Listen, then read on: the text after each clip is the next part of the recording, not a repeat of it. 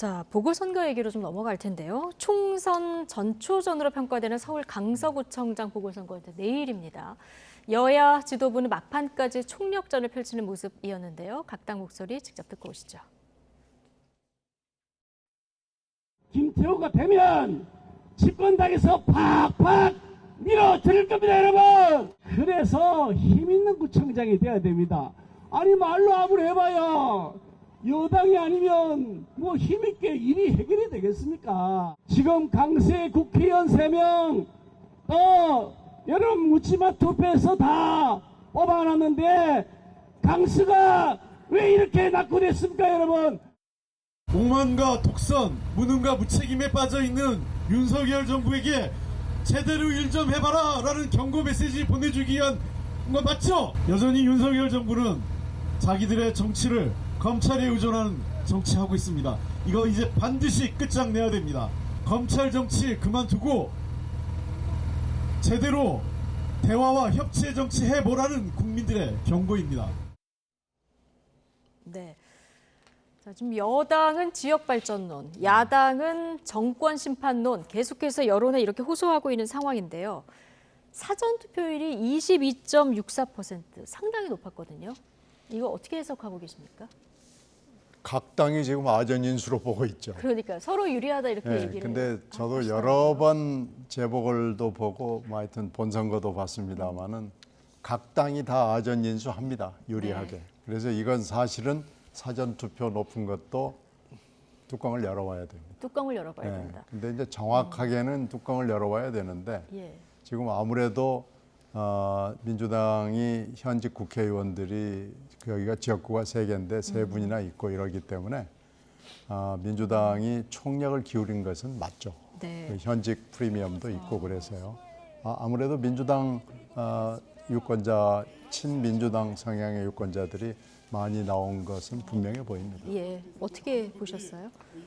아무래도 조직력이라는 측면에서는 지금 더불어민주당 쪽이 특히 수도권에서는 국민의힘 쪽보다 훨씬 센 거는 사실입니다. 그거는 어느 지역구를 골라서 이렇게 보더라도 서울 지역의 강남 3구나 이런 특수한 몇 개 지역을 빼고는 당원 숫자나 또 그 당에서 동원할 수 있는 인원이라는 측면에서는 조직력이 더불어민주당 쪽이 훨씬 셉니다.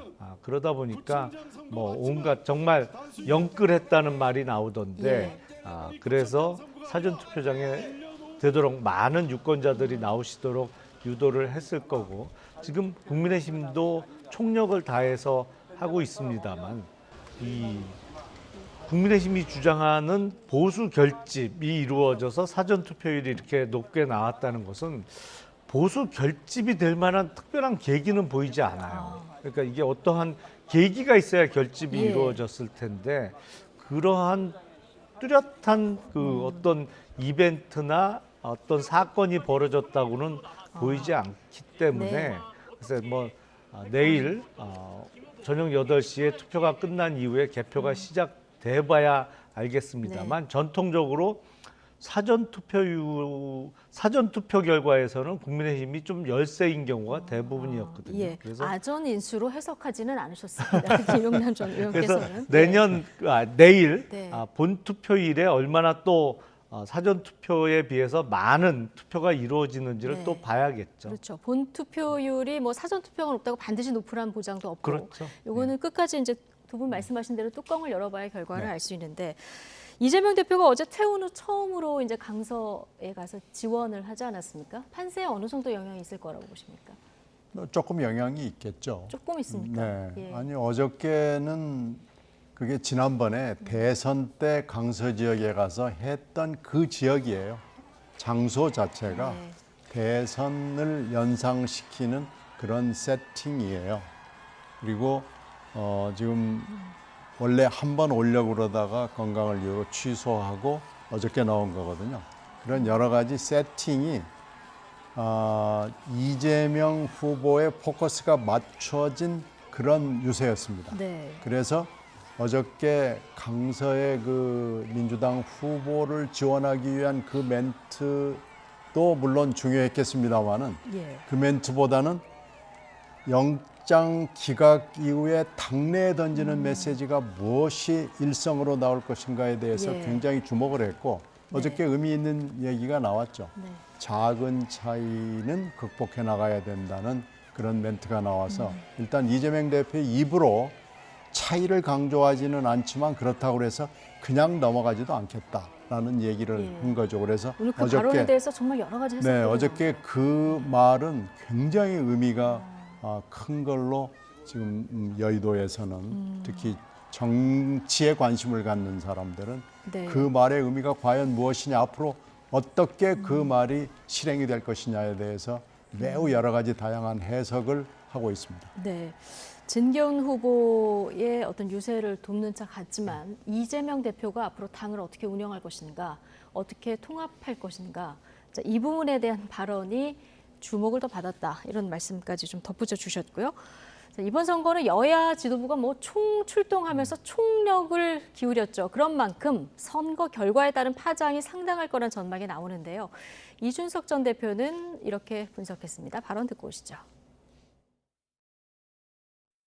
이번 투표율이 사전투표가 높게 나왔다고 해서 본투표도 높을 거라 생각하지 않습니다. 민주당은 3명의 의원이 아마 경쟁적으로 자신의 지역구에서 자신의 당원과 적극적 지지자들을 투표소로 보내기 위해 썼을 겁니다. 영끌에서 이제 수표소로 보냈을 것이고요. 선거 기획은 윤석열 대통령이 했고요.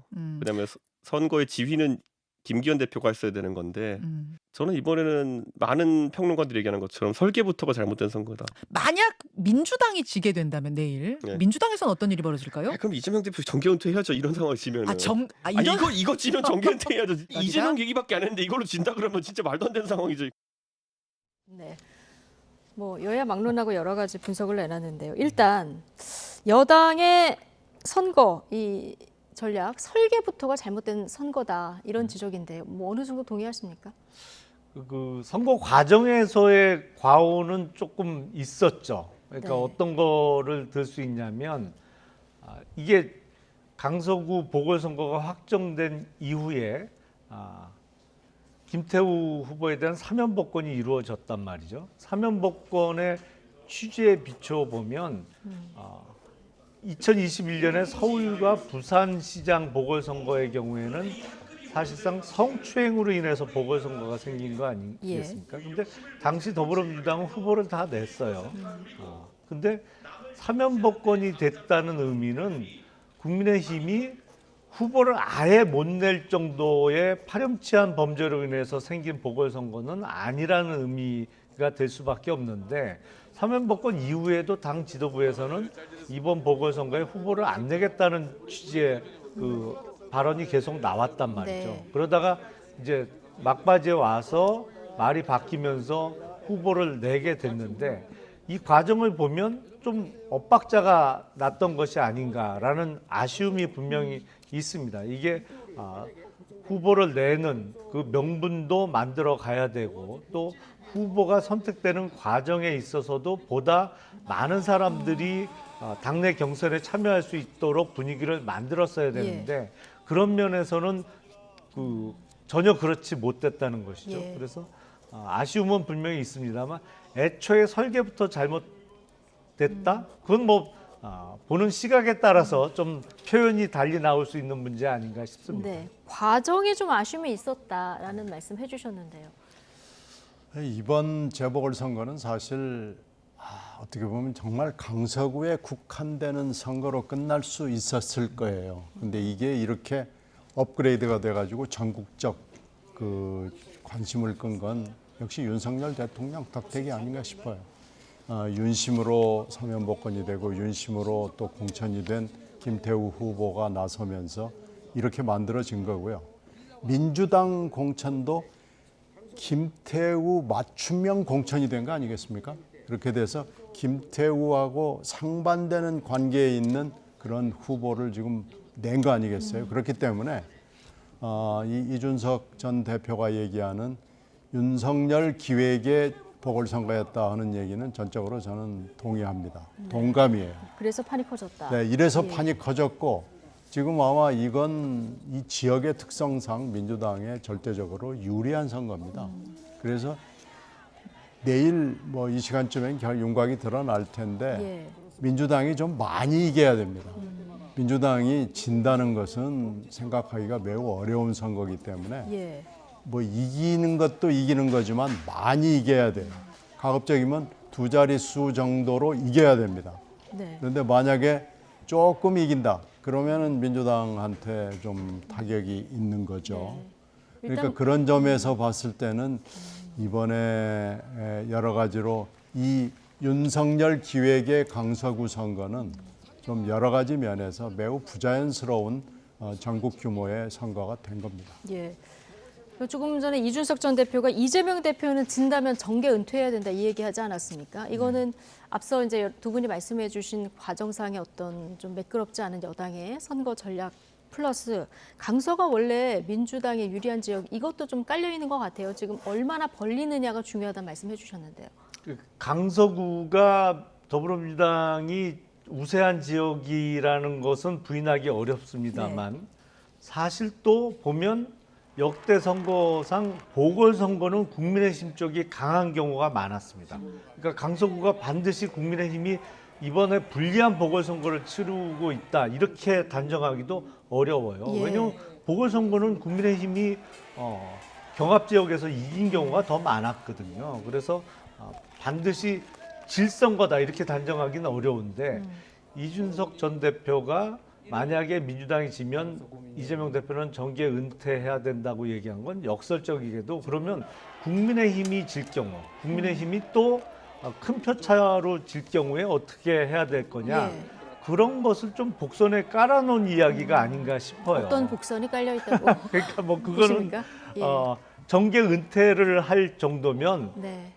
역의 경우에 국민의힘이 큰 표차로 지게 되면 또 그만큼의 어떤 정치적 책임을 누가 져야 되는 거 아닌가? 네, 뭐 김기현 라는 얘기를 대표나 하고 싶은 것 윤석열 같아요. 대통령이 어느 정도 책임을 져야 된다. 예, 예. 이 말을 복선으로 깔아놓은 것 같다. 저는 그렇게 해석이 좀 알겠습니다. 됐습니다. 상당히 어렵게 말씀해 주셨는데 오늘 여당에서 이재명 대표가 개항을 보궐선거 나갔을 때요. 그때 그 김포공항 이전 공약을 내세웠는데 이걸 소환을 했더라고요.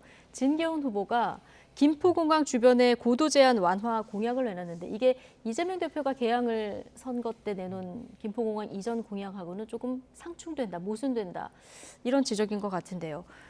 어떻습니까? 민주당 입장 정리가 좀 필요한 글쎄 겁니까? 이 김포공항 문제가 좀 복잡해요. 예. 이게 이재명 대표가 잇따라서 대선에 나오고 또 개항을 해 나오면서 김포공항 이슈가 좀 공약상 달라졌습니다. 네. 김포공항 대선 당시에는 김포공항 이전에 대해서 반대를 했는데 개항을 재보궐선거에 나가서 보니까 이게 그렇게 해서는 안 되겠다라고 그래가지고 공약을 바꿔요. 예. 그래서 지금 얘기가 복잡해졌는데요. 하여튼 뭐 최신 공약이 우선 아닌가 싶습니다. 그래서 그렇게 따지면은 하여튼 일단 정리는 필요해 보이는데요. 최신 공약 우선으로 해서 얘기를 풀어나가는 게 맞아 보입니다. 그러면 민주당의 마지막 입장은 김포공항 이전 반대가 그건 대선 때 공약이었습니다. 그러니까 뭐 어쨌든 민주당에서 지금 두 가지 목소리가 있었기 때문에 조금 혼란스러워하는 국민들도 있을 것 같은데 입장 정리 좀 필요할까요? 글쎄 저는 근데 그 이재명 대표가 예. 김포공항 이전 공약을 이야기했을 때 실현 가능성이라는 측면과 또 그리고 이게 타당한 공약이냐라는 네. 측면에서 저는 솔직히 말도 안 되는 공약이라고 생각했기 때문에 크게 신경을 안 썼습니다. 왜냐하면 김포공항을 만약에 이전하고 아니면 뭐 거기에 공항을 없앤다?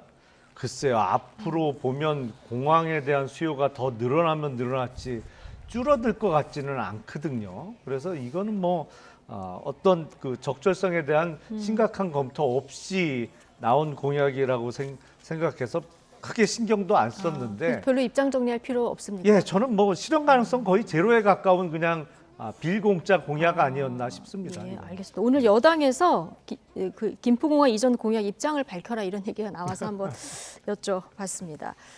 자, 내년 총선까지 뭐 여러 가지 변수들이 또 있을 텐데요. 하태경 국민의힘 의원이 내년 총선에서 서울 출마를 선언해서 지금 정치권에 뜨거운 감자가 됐습니다. 뭐 초선 의원들 그리고 소장파들 중심으로 해서 지지 발언도 나오긴 했는데 하태경 의원의 서울 출마 선언, 원래 지역구가 부산에서 3선을 한 건데 어떻게 보십니까? 부산에서도 뭐 편한 지역구에서 3선을 한 거죠. 근데 이걸 버리고 서울에서 출마를 한다는 건데요. 얼마나 급했으면 그러겠어요. 아, 급했다고 네. 보신다. 예. 하태경 의원 얘기는 저는 여의도에서 사실은 초여름부터 얘기가 나왔어요. 예. 부산의 지금 지역구가 지역구 현재 현역들을 거의 다 정리를 한다는 방침이 있다.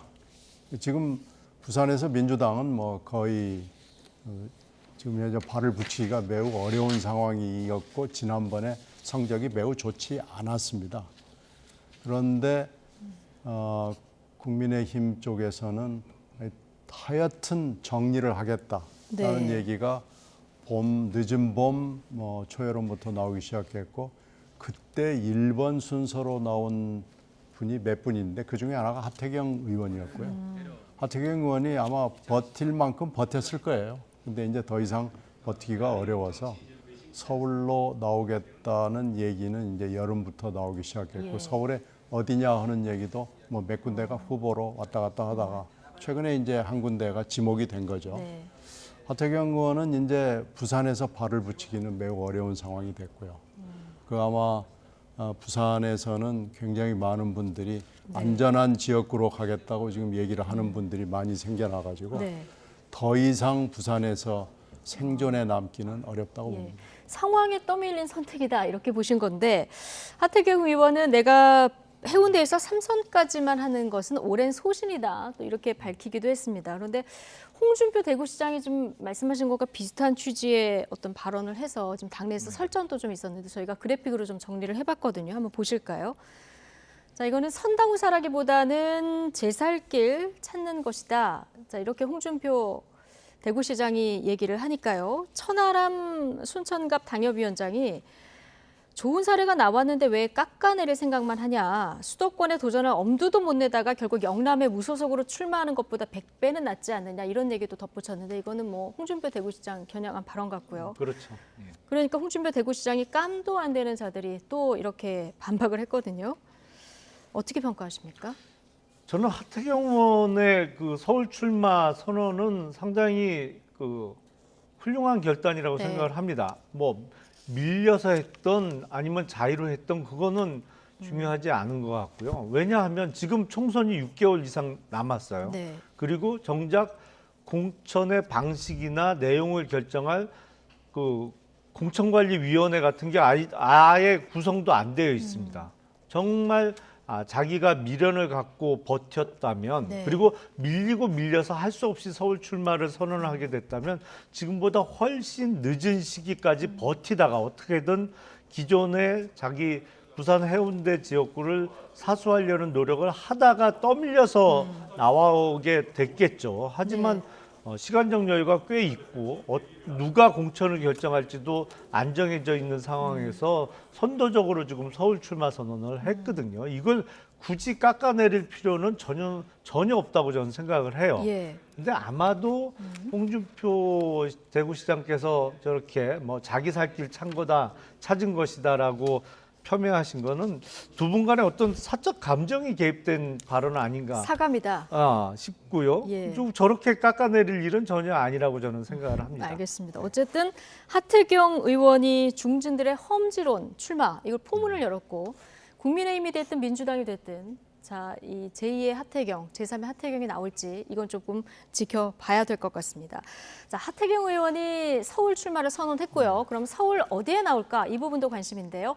정청래 민주당 최고위원 지역구 마포을에 출마할 것이라는 전망도 나오죠. 그런데 정청래 최고위원 이분을 경쟁자로 지목했습니다. 듣고 오시겠습니다.